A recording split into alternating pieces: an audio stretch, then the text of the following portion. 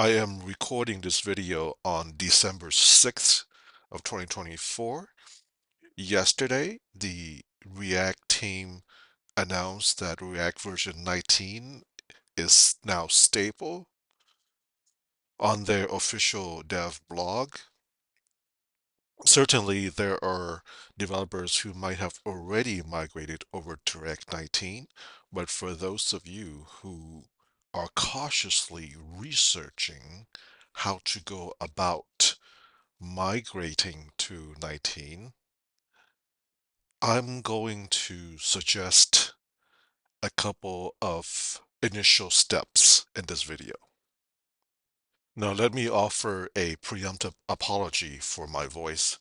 I'm under the weather. I'm fighting a nasty cough, so bear with me.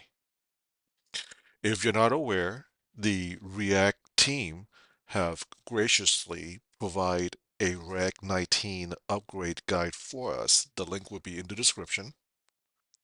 So here is our battle plan. I am going to convert a very old React application that uses React 17, and then we are going to execute two steps that I think will save you a lot of time and should be done first. I will be using npm to install because I think that npm covers the widest audience, at least currently.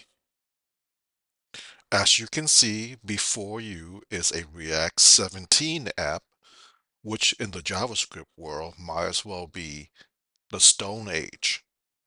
And then I'm going to paste in the command that was suggested in the guide, npm install -- save exact React 19. And of course, the React DOM. And of course, being such an old application, I'm going to get several tons of warning. But as you can see here, React and React DOM have been upgraded to 19. Now that we have 19 installed, let's go to the next operation in order of precedence, which is Codemods. So the React team is partnering with a company called Codemod. Codemod is a code migration refactoring tool. In the context of migrating to React 19, Codemod will help us refactor some of the more obvious coding changes. If you work with other libraries or framework like Angular circa late 2020 or 2021, they at that time started offering something very similar to varying degrees of success. Now, if you are utilizing TypeScript with your React application, in addition to this command for the migration, you will also, if you were to click here, you need to also execute this command for TypeScript specific because the team have removed deprecated TypeScript types. Back in the project in the terminal, I am going to issue the command to execute Codemod. And you saw in the documentation the options that we have. By default, all the options are selected. Of course, you can always toggle that to nothing and then use the arrow key to move up and down and use the space bar to select individual ones. But for demonstration purposes, I am going to select all of them. Of course, this is just a trivial toy application. So the execution, of course, is going to be very fast. And I am on a Silicon Mac, so it'll be go very quickly. That doesn't matter here because it's just a trivial app and it's doing its thing. And it looks like there was one change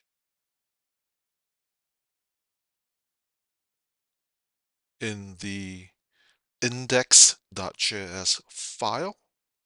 Let's open that up and see what changed. Ah, there it is. So the obvious thing here is that as of React 18, we no longer call React DOM in the um, render method, right? We use something called root. So therefore, we can safely remove the React DOM imports from an index.js file. Now, again, this is just a trivial app, but if you have a large corporate application with, say, 50 components, you can see that this is going to be a huge time saver for you. Therefore, after you have installed the latest version of React, in this case 19, I recommend doing the code mods. It will help you save a lot of time. It doesn't cost you any money. Oh, well, it costs the company money because they're paying for your salary, but you know what I mean, right? And just for fun, I ran the same Codemod command on a more recent application. So this application here is a Vite server-side data fetching application using the Vika library to work with Vite for server side to safely fetch data from the server side. And this, of course, being a newer application, is recent, so there won't be any changes at all. But I just wanted to show you what it would like to run this command on a modern application. And of course, the term modern is relative, right? Because we all know how fast things move on the front end in the JavaScript world. And it works exactly like it did in React 17. Okay. All right. Yeah, I'm sorry that I've been sick. So those, I know that I have viewers and subscriber to my channel that's been asking me to do a server-side React application that has data fetching in it. It's coming. It's coming here soon. And with respect to React 19 performance comparison and see what tangible results we get when migrating to 19, those videos are forthcoming as well. So I've been under the weather lately, so the videos have been kind of slow in coming. But if you are new to my channel, please consider subscribing. It doesn't cost you anything and will help me grow the channel. If you are already a subscriber, I thank you for being a subscriber.